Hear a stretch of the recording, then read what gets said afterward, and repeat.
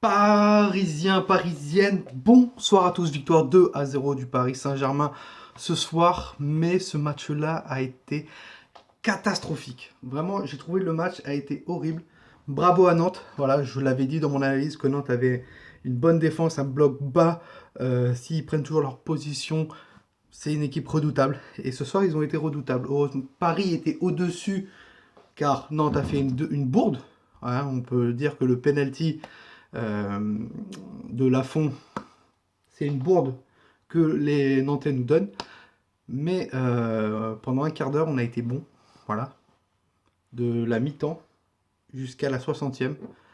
On a été bon. Et après, on a fermé baraque. On a dit, les gars, on fait une gestion de jeu. Et si on a un peu de chance, tant mieux. Ça a été ça, ça a été ça. Ils ont joué de la gestion. Voilà, on a. Bref, on va revenir sur le début du match. Voilà. Une composition avec Navas au goal, Kurzawa, une charnière défensive, Thiago Silva, Diallo, à droite Meunier. Au milieu, Marquinhos, Gay, Drexler et une attaque Neymar, Mbappé, Di Maria. Je me suis dit, avec l'attaque qu'on a, Drexler qui était en forme, Meunier qui est pas dégueulasse aussi, ça va le faire. Kurzawa, je trouvais qu'à un moment donné, nos seules solutions pour battre ce bloc défensif de Nantes, c'était nos latéraux. Kurzawa a eu pas mal de ballons intéressants, malheureusement. Voilà. Il revient un peu plus. Mais bon, ça n'a pas été parfait. Meunier, je trouvais un peu bon sur certains ballons aussi. Mais voilà, Nantes, ils étaient en place. Euh, et puis victoire. Victoire du Paris Saint-Germain. Nantes était en place. Et voilà, c'est tout. C'est comment vous dire que comment je peux parler de ce comment je peux débriefer ce match alors que t'as rien à dire, ça a été nul, voilà. Mais d'un côté, je comprends. On demande au Paris Saint-Germain de jouer avec de la vitesse, à un rythme vraiment haut, soulevé. Le jeu de la Ligue 1, ça peut le faire. Quand Paris joue avec un rythme vraiment haut, regardez en 15 minutes ce qu'ils ont fait à Nantes. Voilà. Ils auraient pu, mais le problème c'est que le Paris Saint-Germain ne peut pas jouer tout le temps avec un rythme, un pressing haut, euh, parce que la fatigue sera là. Mais le problème de Thomas Tuchel, c'est qu'il veut jouer avec ses stars tous les matchs. Alors que tu pourrais faire changer un peu plus, tu vois. Par exemple, ça a donné un peu de chance à Sarabia ou à Cavani. Voilà, parce que Cavani est rentré à la fin du match, il a failli marquer. Di Maria lui donne une offrande, mais un truc de malade. Malheureusement, Cavani, bah, il s'en mêle les pinceaux parce qu'il n'est pas en confiance. Mais déjà, faire jouer Cavani, tu le fais rentrer à la 85e et à la 93e, c'est la fin du match. Tu te fous un peu la gueule du monde, Thomas Tuchel. Donc voilà.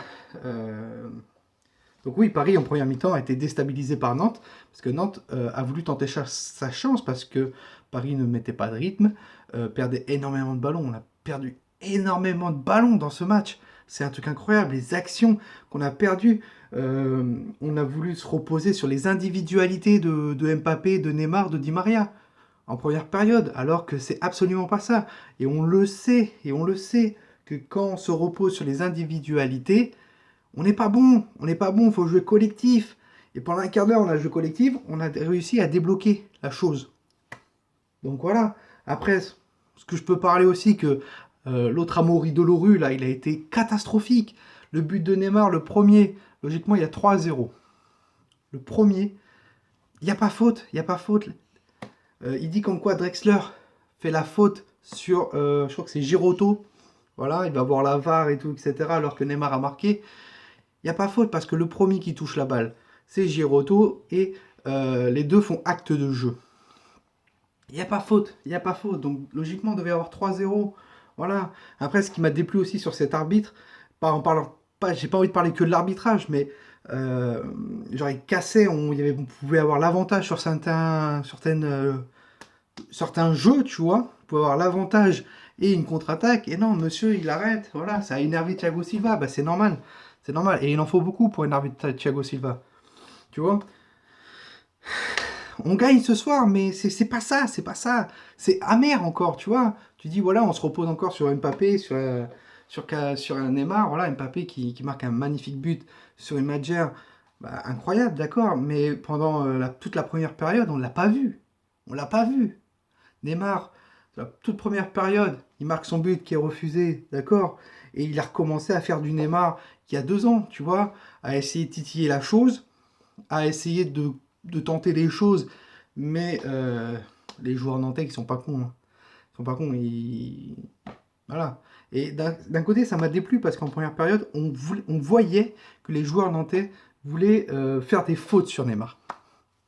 C'était la base, voilà. Pour essayer de le blesser, pour essayer de déstabiliser le Paris Saint-Germain. Voilà. Je peux pas trop résumer le match. Après, voilà, Mauro Icardi qui est rentré, Cavani est rentré, Sarabia est rentré. Voilà, c'est les 3 joueurs que je voulais qui rentrent. Bah, ils sont rentrés. La seule chose qui a été bien, c'est quand on est rentré de la seconde période. On a joué en 4-3-3, mais Neymar était au milieu et Drexler à gauche. Et ça a apporté un peu plus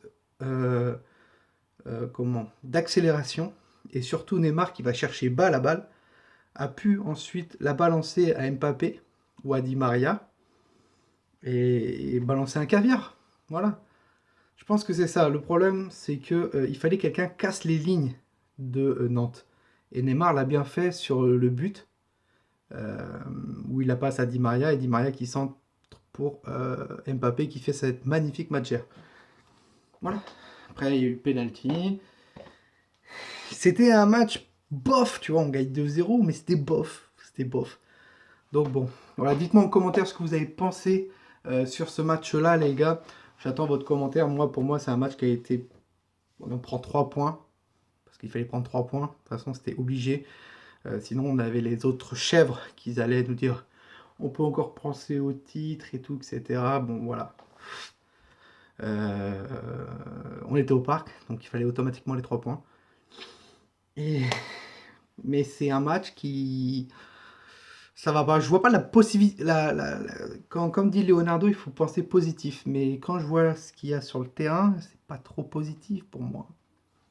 Dites-moi en commentaire ce que vous en pensez, vraiment. Donc voilà. Il n'y a personne qui a deviné le bon pronostic qui était de 2-0. Donc voilà, moi j'avais dit 3-0, 3-2-0.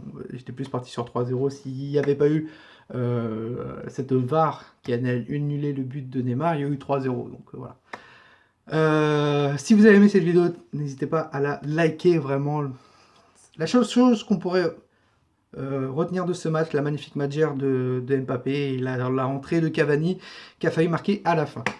N'hésitez pas à lâcher des pouces bleus aussi, un maximum de pouces bleus. Si on peut arriver à 50 pouces bleus pour ce débriefing, ça serait...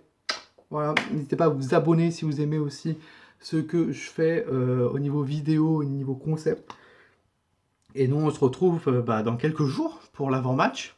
Parce que samedi, il y a le match face à Montpellier.